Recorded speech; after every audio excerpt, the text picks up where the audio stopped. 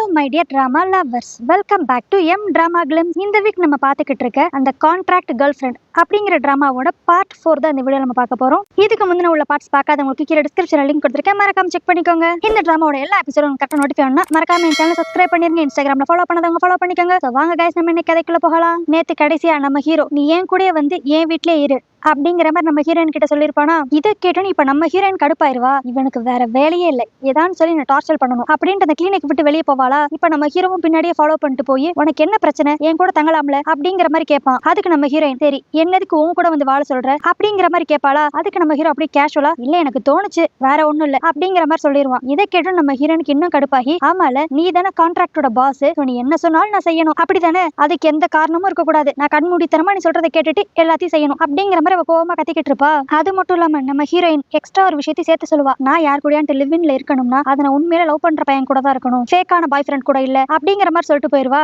அடுத்து இப்ப நம்ம ஹீரோவையும் அவனோட மேனேஜரையும் தான் காட்டுவாங்க. நம்ம ஹீரோயின் இப்ப திரும்பி வேற ஒரு அபார்ட்மெண்ட் பாத்துக்கிட்டு இருக்கான்னு சொல்லி அந்த மேனேஜர் வந்து இன்ஃபார்ம் பண்ணுவானா. உடனே இப்ப நம்ம ஹீரோ அந்த மேனேஜர் கிட்ட அவ எந்தெந்த வீடெல்லாம் பாக்குறாளோ அதோட ஓனர் எல்லாத்திட்டையும் பேசி அந்த வீடை நம்மளே வாங்கிக்குவோம், அவளுக்கு வேற ஆப்ஷனே இருக்க கூடாது, கடைசியில வேங்கிட்ட தான் தேடி வரணும் அப்படிங்கிற மாதிரி இவங்க ஒரு பிளான போட்டுக்கிட்டு இருப்பான். அடுத்த அன்னைக்கு ஈவினிங் நம்ம ஹீரோயின் வேற ஒரு வீடோட போட்டோஸ் எல்லாம் பாத்துக்கிட்டு இருப்பாளா. இப்ப அந்த இடத்துக்கு நம்ம ஹீரோ வந்து இதெல்லாம் வேஸ்ட் ஆஃப் டைம், உனக்கு எப்படி அந்த வீடு கிடைக்க போறது கிடையாது, நீ எந்த வீடை பார்த்தாலும் அதை நானே வாங்கிடுவேன் அப்படிங்கிற மாதிரி சொல்லுவானா. நம்ம ஹீரோயின் இப்ப கடுப்பா ஐயோ உனக்கு என்னதான் பிரச்சனை, ஏன் இப்படி என்ன தொல்லை பண்ற அப்படிங்கிற மாதிரி கேட்பா. இப்ப நம்ம ஹீரோ அதுக்கு டக்குன்ட்டு எனக்கு என்னமோ உன் மேல லைட்டா ஃபீலிங்ஸ் இருக்கிற மாதிரி இருக்கு, சோ அந்த ஒரு தைரியத்துல தான் நான் சொல்றேன், நம்ம ரெண்டும் ஏன் லிவ்இன்ல இருக்க கூடாது, அது மட்டும் இல்லாம உனக்கும் என் மேல ஒரு இன்ட்ரெஸ்ட் இருக்குதானே அப்படிங்கிற மாதிரி கேட்பான். ஆனா நம்ம ஹீரோயின் அது எதுவுமே ஓப்பனா சொல்லிக்காம எனக்கெல்லாம் உன் மேல சுத்தமா எந்த இன்ட்ரெஸ்டும் இல்ல, தேவையில்லாம நீ அதை கற்பனை பண்ணிக்காத அப்படிங்கிற மாதிரி சொல்லிக்கிட்டு இருப்பா. அதுக்கு இப்ப நம்ம ஹீரோ டக்குன்ட்டு என்ன ரொம்ப வெயிட் பண்ண வைக்காத, நான் உன் கூட லிவ்இன்ல இருக்கணும்னு சொல்லி ஆசைப்படுறேன், நீ நல்லா யோசித்து முடிவை சொல்லு அப்படிங்கிற மாதிரி சொல்லிட்டு அங்கிருந்து கிளம்பி போயிருவான். அடுத்து அப்படியே அன்னைக்கு ராத்திரி 12 மணிக்கு மேல ஆயிருமா. அப்போ ஒரு டாகோட ஓனர் கால் பண்ணி இந்த மாதிரி நான் வெளியூர்ல இருக்கேன், என்னோட அம்மாவும் பப்பியும் மட்டும் தான் வீட்டுல தனியா இருக்கிறாங்க, என்னோட பப்பிக்கு ஏதோ உடம்பு சரியில்லைன்னு நினைக்கிறேன், நீங்க என்னன்னு கொஞ்சம் பார்க்க முடியுமா அப்படிங்கிற மாதிரி சொல்லி நம்ம ஹீரோயினுக்கு ஃபோன் போட்டிருப்பா. நம்ம ஹீரோயினும் இப்ப அந்த அட்ரஸ் எல்லாம் வாங்கிக்கிட்டு அவளோட ஃப்ரெண்ட் ஜின்னுக்கு கால் பண்ணி நான் சொல்ற அட்ரஸ்க்கு போய் அங்க ஒரு லேடியும் ஒரு பப்பியும் இருப்பாங்க, அவங்களை என் கிளினிக்கு கூட்டு வரையா, உன்னோட வீடு பக்கத்துல தான் இருக்கு, சோ ப்ளீஸ் அப்படிங்கிற மாதிரி அந்த ஹெல்ப்பை கேட்பா. அடுத்து கொஞ்ச நேரத்திலேயே அந்த ஜின் பொண்ணு அப்புறம் அந்த டாகோட ஓனர் அந்த டாக் கூடவே சேர்த்து சாங்கு வந்திருப்பான். என்னன்னு பார்த்தா சாங்கு வந்து ஜின் கூட தான் இருந்திருப்பான் போல. அதனால இந்த விஷயம் கேட்டனையும் அவளும் நம்ம ஹீரோயினுக்கு ஹெல்ப் பண்ணுன்ட்டு இப்ப ஓடி வந்திருப்பான். அடுத்து இப்ப நம்ம ஹீரோயின் அந்த டாகை செக் பண்ணி பார்த்துக்கிட்டு இருப்பாளா. பார்த்தா அந்த டாகுக்கு ரொம்ப வயசாயிருச்சு, அதோட லைஃப் ஸ்பேன் முடிய போது போல. இது தெரிஞ்சாலும் நம்ம ஹீரோயின் ரொம்ப சோகமா இருப்பா. அப்பன்னு பார்த்து இவளோட போனுக்கு ஒரு கால் வரும். இவ அவளோட போனை வெளியே விட்டுட்டு வந்திருப்பாளா. இப்ப அந்த போனை சாங் அட்டன் பண்ணி பேசுவான். பார்த்தா நம்ம ஹீரோ தான் கால் பண்ணிருப்பான். சாங் இந்த கால் அட்டன் பண்ணனையும் நம்ம ஹீரோ கடுப்பாயிருவான். டேய் இந்நேரத்துல நீ என்னடா அவ கிளினிக்ல பண்ற, எங்க அவகிட்ட போனை கொடு அப்படிங்கிற மாதிரி கேட்பான். ஆனா அந்த சாங்கா சாரி இப்ப அவ கொஞ்சம் பிஸியா இருக்கா, அதனால நீ அப்புறமேல் கூப்பிடு அப்படின்ட்டு டக்குன்னு கட் பண்ணிடுவான். நம்ம ஹீரோக்கு சும்மாவே இவனை பிடிக்காது, இதுல இப்படி வேற இவன் சொல்லிட்டு போனை வச்சுட்டானா, அதனால நம்ம ஹீரோக்கு செம கடுப்பாயிரும். அடுத்து இந்த டாகுக்கு இப்படி ரொம்ப உடம்பு சரியில்லைன்னு தெரிஞ்சனையும் நம்ம ஹீரோனால அதை அக்செப்ட் பண்ணிக்கவே முடியாது. அதனால சோகத்துல நல்லா குடிப்பாளா. இதுல கூட சேர்ந்துக்கிட்டு இவளை பாதுகாக்கிறதுக்கு ஜின்னும் சாங்கும் அதே இடத்துல உட்காந்துருப்பாங்க. நம்ம ஹீரோன் அப்படி குடிச்சிட்டு புலம்புவா. நான் என்னோட வாழ்க்கையில எத்தனையோ கேஸ பாத்திருக்கேன், எத்தனையோ அனிமல்ஸ் இறக்கிறத கூட பாத்திருக்கேன், பட் இருந்தாலும் இப்படி ஏதாவது ஒரு கேஸ் வரப்ப என்னோட மைண்ட் அப்செட் ஆயிருது அப்படின்ட்டு நல்லா குடிச்சுக்கிட்டு இருப்பா. அண்ணன் பார்த்து கரெக்டா இப்ப திரும்பி நம்ம ஹீரோ கால் பண்ணுவானா.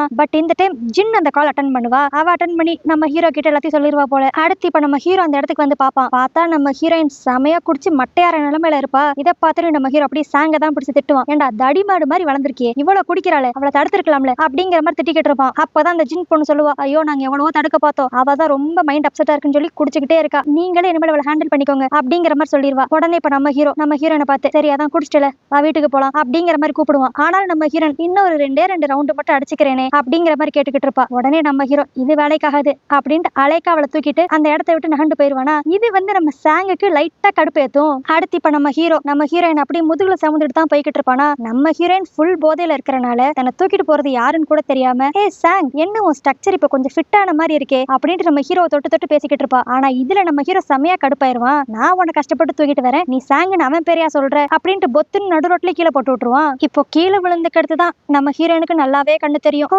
நீ சாங் இல்லையா, நீ கேங்கா, பரவாயில்ல என்னை தேடி நீங்க வந்ததுல எனக்கு ரொம்ப சந்தோஷம் அப்படின்ட்டு பேசிக்கிட்டே நம்ம ஹீரோ மேல அப்படி பொத்துன்னு மயங்கி விழுந்துருவா. ஆனா இப்படி மயங்கி விழுந்தது மட்டும் இல்லாம நம்ம ஹீரோ மேலேயே வாந்தி வேற எடுத்துருவா.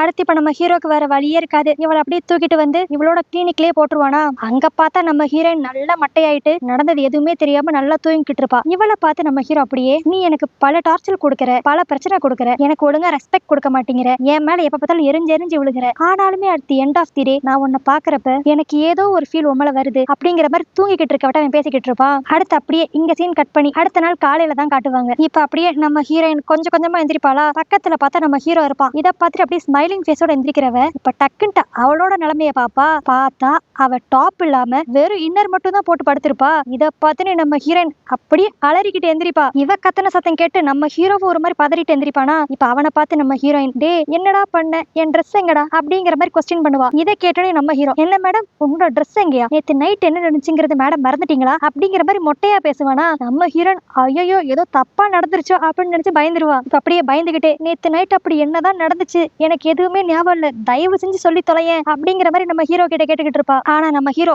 இப்பயும் முழுசா பேசாம எனக்கு அதெல்லாம் தெரியாது, நீ கான்ட்ராக்ட மீறிட்ட, அதனால நம்ம கான்ட்ராக்ட் கேன்சல் ஆகுது, இந்த கிளினிக்க நீ 2 நாள்ல காலி பண்ணணும் அப்படிங்கிற மாதிரி சொல்லிட்டு கிளம்ப ஆரம்பிச்சிருவான். நம்ம ஹீரோனுக்கு ஒண்ணுமே புரியாது. ஐயோ நேத்து நைட் என்ன நடந்துச்சு, அது மட்டும் இல்லாம இவன் ஏன் நம்மள கிளினிக்ல இருந்து போக சொல்றான் அப்படின்ட்டு திரும்பி அவன் பின்னாடியே போய் என்னதாண்டா ஆச்சு ஒழுங்கா சொல்ல அப்படின்னு கெஞ்சி கேட்டுக்கிட்டு இருப்பா. அப்புறம் தான் நம்ம ஹீரோ நேத்து நடந்தது எல்லாத்தையுமே சொல்லுவான். உன்னோட ஃபர்ஸ்ட் தப்பு நீ அந்த சாங்க கூட சேர்ந்து குடிச்சது, 2வது தப்பு நான் உன்னை தூக்கிட்டு வந்தா என்ன நீ சாங்குன்னு நினைச்சு என்ன தொட்டு தொட்டு பேசிக்கிட்டு இருந்த, இதெல்லாம் தான் நீ பண்ண தப்பு அப்படிங்கிற மாதிரி சொல்லுவான். நம்மளுக்கே இதெல்லாம் பாக்குறப்ப ஏண்டா அப்ப அவ உன் மேல வாந்தி எடுத்தது உனக்கு பிரச்சனையே இல்ல, அவ சாங்கு கூட குடிச்சதான் உனக்கு பிரச்சனையா அப்படிங்கிற மாதிரி தான் இருக்கும். இப்ப இதெல்லாம் கேட்டோன்னே நம்ம ஹீரோன் ஐயோ நான் தெரியாம கான்ட்ராக்ட மீறிட்டேன், எனக்கு புரியுது, தயவு செஞ்சு என்ன இந்த கிளினிக்ல இருந்து துரத்திராத அப்படிங்கிற மாதிரி கெஞ்சுவா. ஆனா நம்ம ஹீரோ எதையுமே காதுல வாங்கிக்காம அப்படியே அந்த இடத்த விட்டு கிளம்பிடுவான். இப்ப அப்படியே 1 மணி நேரம் கழிச்சு தான் காட்டுவாங்க. நம்ம ஹீரோன் அப்படியே அழுதுகிட்டு புலம்பிக்கிட்டே நூடுல்ஸ் சாப்பிட்டுக்கிட்டு இருப்பாளா. ஐயோ பசிக்க வேற செய்யுது, இதுல இவன் வேற என்ன இந்த கிளினிக்ல இருந்து பத்தி விட்டுருவானே அப்படிங்கிற மாதிரி புலம்பிக்கிட்டு இருப்பா. திரும்பி இப்ப அந்த இடத்துக்கு நம்ம ஹீரோ வந்து இங்க பாரு அழுகைய நிப்பாட்டு, என்னதான் இருந்தாலும் நீ என்னோட கான்ட்ராக்ட் கேர்ள் ஃப்ரெண்டா போயிட்ட, அதனால நான் உனக்கு ஒரு ஆப்ஷன் கொடுக்குறேன், நீ பண்ண தப்ப நீ சரி பண்ணணும்னா உனக்கு ஒரே ஒரு ஆப்ஷன் இருக்கு, பேசாம ஏன் கூட வந்து என்னோட வீட்லயே தங்கிற அப்படிங்கிற மாதிரி திரும்பி அந்த விஷயத்தை எடுத்துட்டு வருவான். ஆனா இதுக்கு நம்ம ஹீரோயின் மாட்டேன்னு சொல்ல மாட்டா, ஓகேன்னு சொல்ல மாட்டா, அவ ஒரு மாதிரி குழப்பத்துல இருப்பா. ஏன்னா பாவம் இப்ப செமையான ஒரு டெட் எண்ட்ல அவ மாட்டிக்கிட்டா. இது தெரிஞ்சிரு நம்ம ஹீரோக்கு செம ஹாப்பியா இருக்கும். அதுக்கடுத்து இப்ப திரும்பி நம்ம ஹீரோட ஆபீஸ்ல தான் காட்டுவாங்களா. இப்போ நம்ம ஹீரோ கிட்ட வந்து அவனோட மேனேஜர் உங்க அம்மா எனக்கு கால் பண்ணி உங்ககிட்ட ஒரு மெசேஜ் சொல்ல சொன்னாங்க, நீங்க போன வட்டம் பார்ட்டிக்கு உங்க கேர்ள் ஃப்ரெண்டை கூட்டு போய் ஒரு பெரிய வம்ப இழுத்து விட்டனால நிறைய இன்வெஸ்டர்ஸ் நம்ம மேல கோவமா இருக்காங்களாம், அது மட்டும் இல்லாம உங்க அம்மா மெயினா உங்க மேல ரொம்ப கோவமா இருக்காங்களாம், அதனால இதெல்லாம் சால்வ் பண்ணணும்னா அவங்க சொல்ற பிளைண்ட் டேட்டுக்கு இன்னைக்கு நீங்க போய் ஆகணுமா அப்படிங்கிற மாதிரி அந்த மேனேஜர் சொல்லிடுவான். இதனால இப்ப நம்ம ஹீரோக்கு வேற வழியே இருக்காது, அந்த பிளைண்ட் டேட்டுக்கு போவானா. அங்க போய் பார்த்தா இவனோட டேட்டு வேற யாருமே இல்ல, நம்ம ஹீரோயினோட அந்த ஃப்ரெண்டுங்கிற பேர்ல ஒருத்தி சுத்திக்கிட்டு இருப்பாள் அந்த மூன் பொண்ணு. இப்ப அந்த டேட்டுக்கு போயும் நம்ம ஹீரோ அவனோட போன்ல இருந்து அப்படியே நம்ம ஹீரோனுக்கு தான் டெக்ஸ்ட் பண்ணிக்கிட்டே இருப்பானா. இதை தெரிஞ்சோனே அந்த மூன் பொண்ணு கொஞ்ச நேரம் இவனை ஓரமா வச்சுட்டு எனக்கு நீ இம்பார்ட்டன்ஸ் கொடுக்குறியா, என்ன பாரு என் ரேஞ்ச் எப்படி, ஆனா நீ ஏன் அவ பின்னாடி போய்கிட்டு இருக்க, எனக்கு அதுதான் புரியல அப்படிங்கிற மாதிரி நம்ம ஹீரோ கிட்ட பேசிக்கிட்டு இருப்பா. நீ என்கிட்ட ஸ்டார்டிங் இன்ட்ரோடியூஸ் ஆகிறப்ப அவளோட ஃப்ரெண்டு தான் சொல்லி இன்ட்ரோடியூஸ் ஆன, இப்ப இப்படி பேசுற,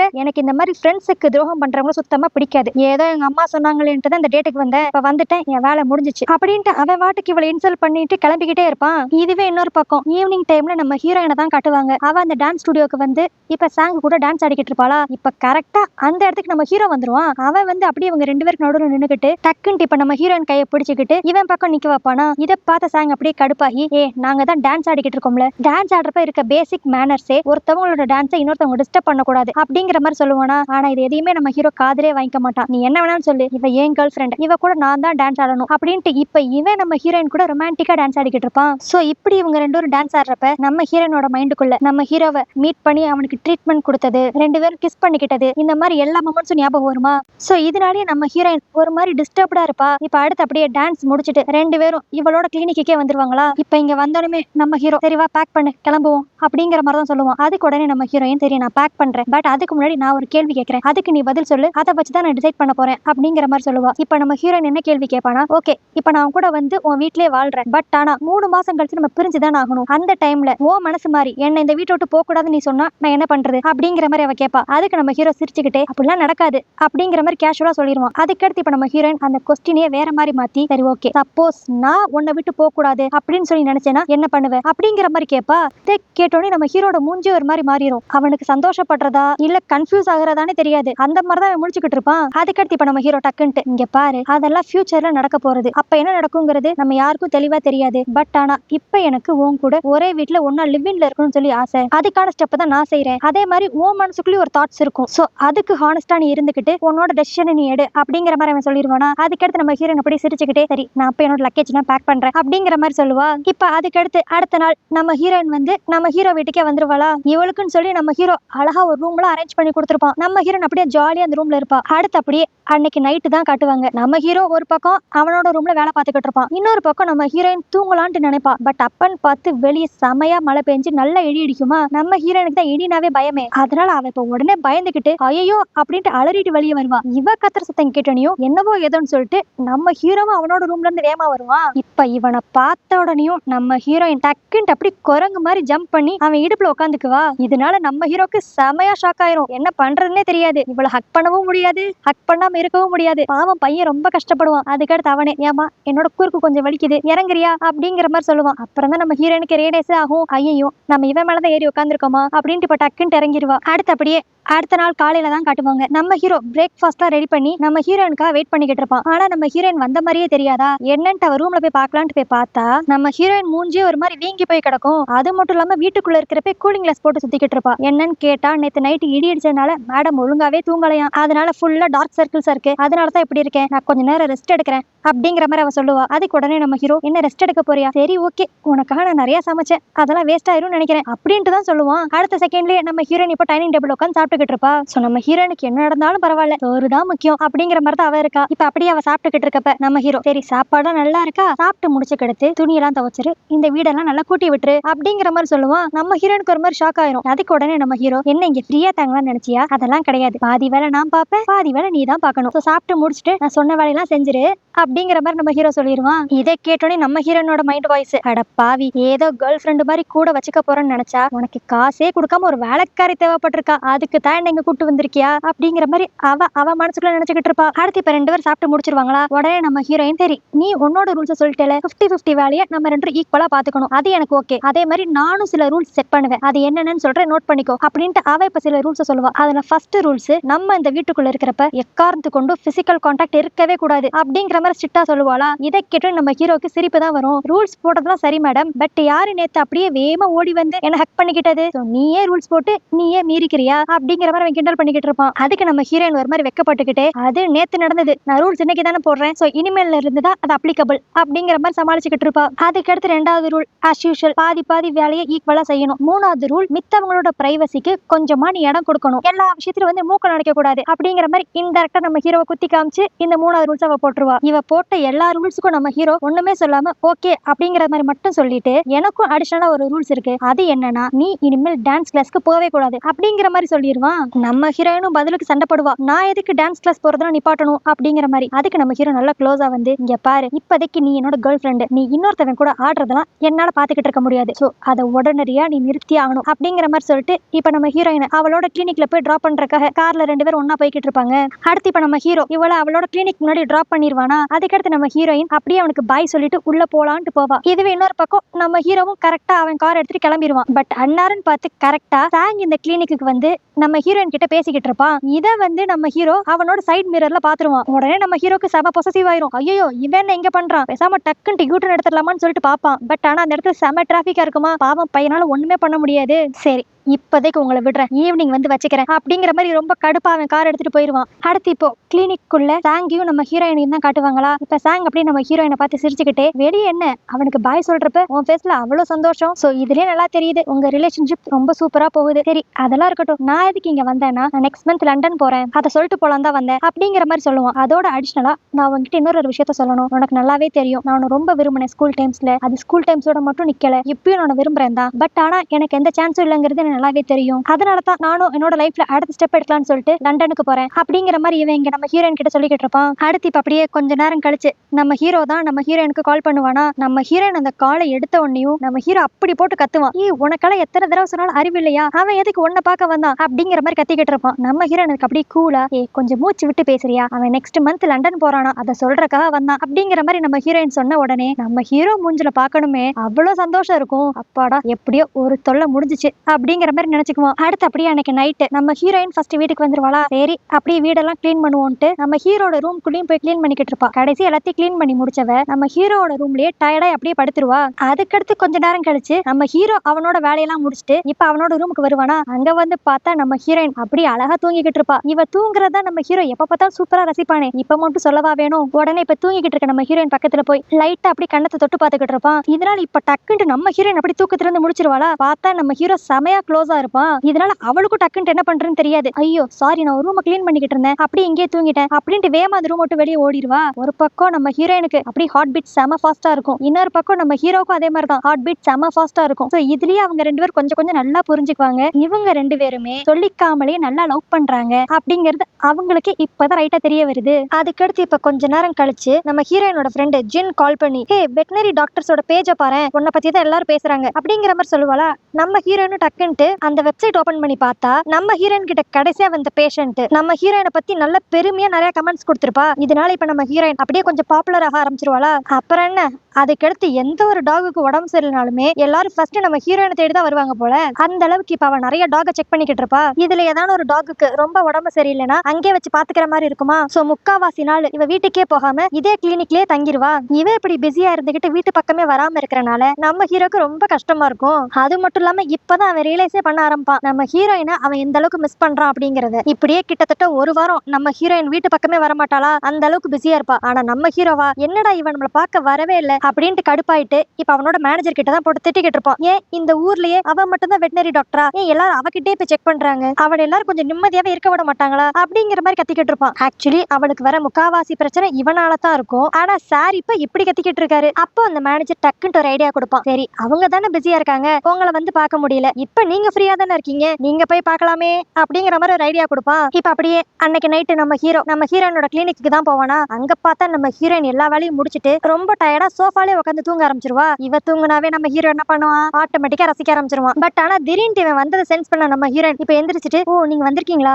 உங்களை பார்த்தே ரொம்ப நாள் ஆச்சு அப்படிங்கிற மாதிரி சொல்லிக்கிட்டு இருப்பாளா. நம்ம ஹீரோ என்ன யோசித்தான்னு தெரியல, டக்குன்னு நம்ம ஹீரோயின் கிட்ட அப்படியே க்ளோஸா வந்து கிஸ் பண்ணிடுவான். நம்ம ஹீரோயின் இதுக்கு எந்த ஒரு அப்செக்ஷன் தெரிவிக்கவே மாட்டா. அடுத்து இப்படி ஒரு சம்பவம் நடந்தனையும் ரெண்டு பேருக்கு என்ன பண்றதுன்னே தெரியாதா. சரி பேசாம வெளியே வாக்கிங் மாதிரி போவோம்ட்டு இப்ப அப்படி ரோட்ல நடந்து வந்துகிட்டு இருப்பாங்க. அதுக்கடுத்து இப்ப நல்லா பேசிட்டு ஜாலியா எல்லாம் என்ஜாய் பண்ணிட்டு கரெக்டா நம்ம ஹீரோட வீட்டுக்கிட்ட வந்துருவாங்களா. ஆனா இப்ப நம்ம ஹீரோ டக்குன்ட்டு உள்ள போகாம கொஞ்ச நேரம் இங்கே வெளியே உட்காந்துருக்கலாம் அப்படிங்கிற மாதிரி சொல்லுவான். சரின்னு சொல்லிட்டு நம்ம ஹீரோயினும் அவன் பக்கத்துல உட்காந்து இப்ப பேசிக்கிட்டு இருப்பாங்களா. அப்ப நம்ம ஹீரோ திடீர்னு நம்ம ஹீரோயினை பார்த்து, நீ இவ்வளவு அழகா, உன்னை இந்த ஒரு வாரம் மிஸ் பண்ணதுலயே எனக்கு ஏதோ மாதிரி ஆயிருச்சு அப்படிங்கிற மாதிரி சொல்லிட்டு திரும்பி ரொம்ப க்ளோஸா வருவானா. உடனே இப்ப நம்ம ஹீரோயின், ஏய் நம்ம வீட்டோட ரூல்ஸ் நீ மறந்துட்டியா, எந்த ஒரு பிசிக்கல் கான்டாக்ட் இருக்கவே கூடாது அப்படிங்கிற மாதிரி அவ சொல்லுவாளா. அதுக்கு நம்ம ஹீரோ அப்படியே சிரிச்சுக்கிட்டு, இப்ப நம்ம வீட்டுக்கு வெளியே இருக்கும் அதனால இந்த ரூல்ஸ் அப்ளிகபிள் கிடையாது அப்படின்ட்டு அவளோட ஃபோர்ஹெட்ல அழகா கிஸ் பண்ணுவான். சோ இதுலயே ஒண்ணு நல்லா தெரிஞ்சுக்கலாம், இவங்க ரெண்டு பேருக்குள்ளேயே லவ் இருக்குன்னு சொல்லி இப்ப ரெண்டு பேருக்குமே தெரிஞ்சிருச்சு. ஆனா என்ன, இன்னும் அதை ஃபுல் ஃபிளட்ஜா வெளியே சொல்லிக்கல, அவ்வளவுதான். இப்ப அப்படியே அடுத்த நாள் தான் காட்டுவாங்க. நம்ம ஹீரோயின் எப்பயும் போலதான் அந்த வீடெல்லாம் அப்படியே கிளீன் பண்ணிக்கிட்டு இருப்பாளா. அப்போ திடீர்னு புதுசா ஒரு பையன் இந்த வீட்டுக்குள்ள வருவான். அவன் வந்துட்டு, என்னடா இது, இந்த வீட்டுக்குள்ள பொண்ணுங்க செருப்பெல்லாம் இருக்கு, அது மட்டும் இல்லாம புதுசா ஏதோ பூனையெல்லாம் இருக்கு, என்ன நடக்குது இந்த வீட்டுக்குள்ள அப்படிங்கிற மாதிரி ஒரு லக்கேஜோடய தான் இந்த வீட்டுக்குள்ள வருவான். இவன் இப்படி திடீர்னு வீட்டுக்குள்ள பார்த்தனையும் நம்ம ஹீரோயின் பயந்து போய், டே யாரா நீ அப்படிங்கிற மாதிரி பயந்துகிட்டே கேட்பாளா. அப்பதான் அவன் சொல்லுவான், இவன் வேற யாருமே கிடையாது, நம்ம ஹீரோவோட தம்பியா. இதுவே இன்னொரு பக்கம் நம்ம ஹீரோட ஆபீஸ்ல தான் காட்டுவாங்க. அங்க அந்த மேனேஜர் சொல்லிக்கிட்டு இருப்பான், உங்க தம்பி அமெரிக்கால இருந்து நம்ம கண்ட்ரிக்கே வந்துட்டாரு அப்படிங்கிற மாதிரி சொல்லுவானா. அதுக்கு உடனே நம்ம ஹீரோ, சரி அவன் இப்ப எங்க தங்கியிருக்கான், எந்த ஹோட்டல்ல இருக்கான் அப்படிங்கிற மாதிரி கேட்டுக்கிட்டு இருப்பான். அதுக்கு அந்த மேனேஜர் ஒரு மாதிரி பயந்துகிட்டு, அவர் இப்ப உங்க வீட்டுக்கு தான் போயிருக்காரு அப்படிங்கிற மாதிரி சொல்லுவான். இதை கேட்டோடனே நம்ம ஹீரோக்கு ஏதோ அவன் தலையில இடியே விழுந்த அளவுக்கு ஷாக் ஆயிருவான். இப்ப அப்படியே திரும்பி நம்ம ஹீரோட வீட்டுல தான் காட்டுவாங்க. அங்க நம்ம ஹீரோட தம்பியும் நம்ம ஹீரோயினும் சமைச்சுக்கிட்டு இருப்பாங்களா. அப்ப அந்த தம்பிக்காரன், சரி உன்னோட ஃபேமிலி பேக்ரவுண்ட் பத்தி எல்லாம் சொல்லு அப்படிங்கிற மாதிரி கேட்டு விசாரிச்சுக்கிட்டு இருப்பான். நம்ம ஹீரோயினும் அவங்க அம்மா அப்பா வந்து ஒரு ஆப்பிள் ஃபார்ம் வச்சிருக்காங்க அப்படிங்கிற மாதிரி சொல்லிக்கிட்டு இருப்பாளா. இதை கேட்டு அந்த தம்பிக்காரன் ஒரு மாதிரி மூஞ்ச சோகமா வச்சுக்கிட்டு, உன்னை பத்தி ஃபுல் டீடைல்ஸ் எங்க அம்மாக்கு தெரியுமா அப்படிங்கிற மாதிரி கேட்பான். இப்ப கரெக்டா நம்ம ஹீரோட என்ட்ரி. அவன் வந்து, அம்மாக்கு தெரிஞ்சா என்ன, தெரியாட்டி உனக்கு என்ன, உன் வேலையை பாரு அப்படிங்கிற மாதிரி ஹார்ஷா கேட்டு விட்டுருவான். அது மட்டும் இல்லாம இப்ப நம்ம ஹீரோயின் அவனோட தம்பி பக்கத்துல நின்று தான் சமைச்சுக்கிட்டு இருப்பாளா. இதை பார்த்துட்டு நம்ம ஹீரோக்கு என்னதான் பிரச்சனைன்னு தெரியல. அதான் உடனே நம்ம ஹீரோயினை, ஏ இங்க வா அப்படிங்கிற மாதிரி மிரட்டுற டோன்ல கூப்பிடுவான். நம்ம ஹீரோயினும் என்ன ஏதுன்னு புரியாம 2 ஸ்டெப் தான் எடுத்து வைப்பாளா. அப்ப டக்குன்ட்டு நம்ம ஹீரோட தம்பி, வெயிட் பண்ணு நம்ம தான் சமைச்சுக்கிட்டு இருக்கோம்ல, போகாத அப்படிங்கிற மாதிரி நம்ம ஹீரோயின் கையை பிடிச்சிருவான். இதை பார்த்துட்டு நம்ம ஹீரோக்கு இன்னும் காண்டேறிடும். ஏ ஒழுங்க மரியாதை அவ கையை விடுறா அப்படின்ட்டு இப்ப அவன் ஒரு பக்கம் வந்து அவ கையை பிடிச்சுக்குவான். ஆனா இதெல்லாம் பார்த்துட்டு நம்ம ஹீரோயினுக்கு, இங்க என்னதான்டா நடக்குது அப்படிங்கிற மாதிரி தான் ரொம்ப கன்ஃபியூசிங்கா இருக்கும். அப்படியே இதே இடத்துல இப்ப இந்த எபிசோட் முடியுது. என்னடா ஹீரோ அவனோட தம்பியை பார்த்து இந்த அளவுக்கு ஜெலஸா ஃபீல் பண்றானே அப்படிங்கிற மாதிரி தான் ரொம்ப டவுட்டா இருக்கும். அந்த டவுட் எல்லாத்தையுமே நம்ம நெக்ஸ்ட் வீடியோல பார்த்து கிளியர் பண்ணிக்கலாம். ஓகே கைஸ், நாளைக்கு வீடியோ உங்களை பார்க்குறேன். அது வரைக்கும் பை.